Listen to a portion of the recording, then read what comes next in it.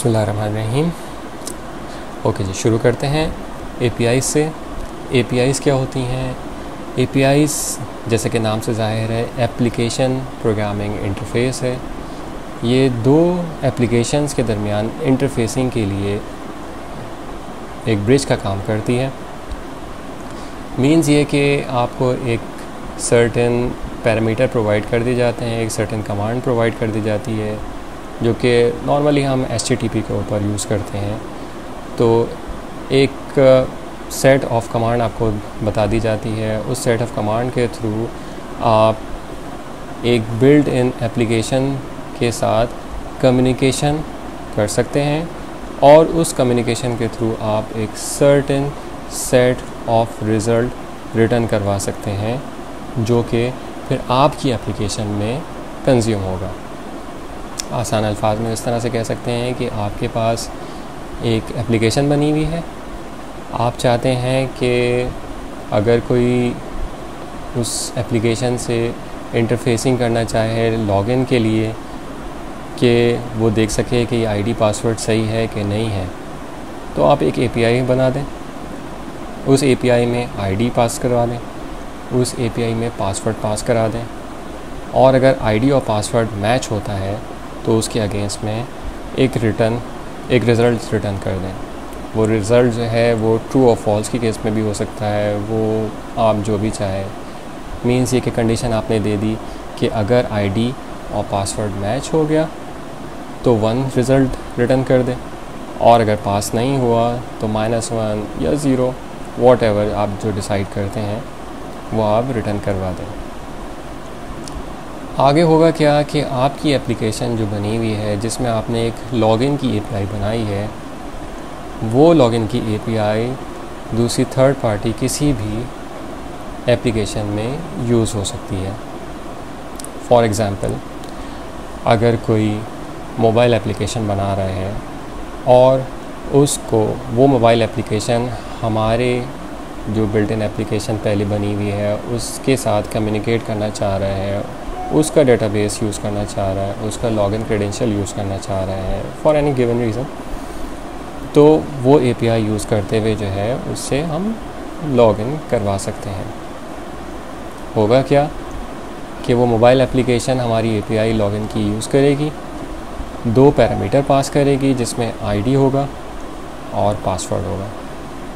और अगर ये क्रेडेंशियल आईडी और पासवर्ड के करेक्ट होंगे और हमारे डेटाबेस से मैच हो जाएंगे तो उसके अगेंस्ट में ट्रू रिज़ल्ट रिटर्न हो जाएगा और अगर मैच नहीं होंगे तो फॉल्स रिज़ल्ट जो है रिटर्न हो जाएगा।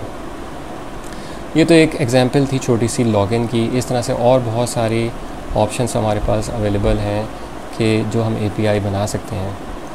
एपीआई जो बनाई जाती है वो उसके 2 फॉर्म्स हैं, 2 तरीके हैं। एक रेस्ट एपीआईज़ कहलाती हैं, REST रेस्ट, और एक सोप एपीआईज़ कहलाती हैं।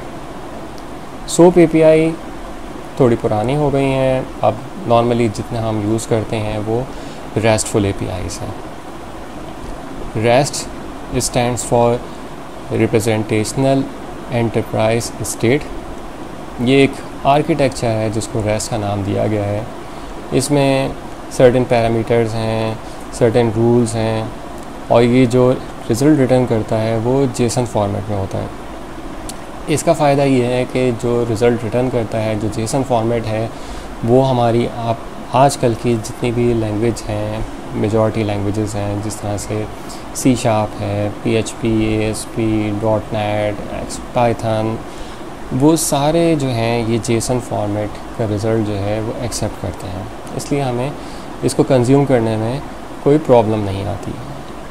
मीन्स ये है कि हमारी एप्लीकेशन जो एक PHP पे बनी हुई है उस पर हम एपीआई बना दें, रेस्ट एपीआई, और जो उसका रिज़ल्ट रिटर्न हो रहा हो जेसन फॉर्मेट में, वो एपीआई हमारी पाइथन भी यूज़ कर सकता है, वो एपीआई हमारा जावा की एप्लीकेशन जो है वो भी यूज़ कर सकती है, वो एपीआई जो है हमारी एक और PHP पे बनी हुई कोई और एप्लीकेशन वो भी यूज़ कर सकती है, C# पे बनी हुई एप्लीकेशन भी यूज़ कर सकती है, या जिसमें भी लैंग्वेज पे बनी हो। जो भी जेसन का फॉर्मेट यूज़ कर सकती है, रीड कर सकती है, वो एप्लीकेशन हमारी PHP पे बनी हुई API को कंज्यूम कर सकती है, क्योंकि हमने उसको रेस्ट फॉर्म में बनाया है जो कि जेसन का रिज़ल्ट रिटर्न करती है।